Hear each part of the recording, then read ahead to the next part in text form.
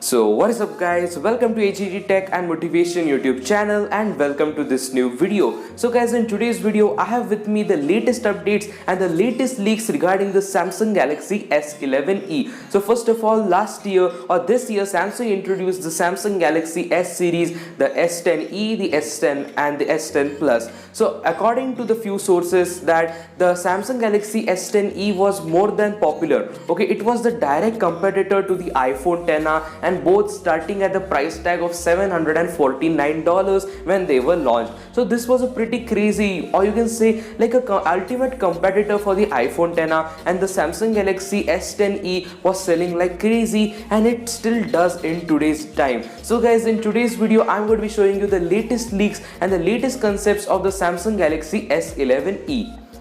So guys, as you can see in these all concepts, there is a triple camera setup. At the back there are 3 cameras with this smartphone, and let me tell you, like, you are getting triple camera. Samsung Galaxy S10e was having a dual camera setup, while its next version is going to be having a triple camera array. This is going to be a great sensor. According to the few sources, this sensor might be a 108 megapixel sensor. Yes guys, if you want the best technology, you have to little bit sacrifice the looks of the smartphone, but again, like, getting a 108 megapixel sensor with this smartphone, it is incredible. And now let me come to the display. Well, this smartphone is going to be having the exact kind of same display technology as the Samsung Galaxy Note 10. Yes guys, it is having a kind of bezel-less display with a small centric punch hole camera. Okay, there is a small punch hole camera at the middle of the display, and just let me tell you, this is the ultimate competitor to the iPhone 11, because the pricing is also expected to be somewhere around $699 to $649, $749. So I think it's good to see. The Samsung Galaxy S11e might feature 4000 mAh battery.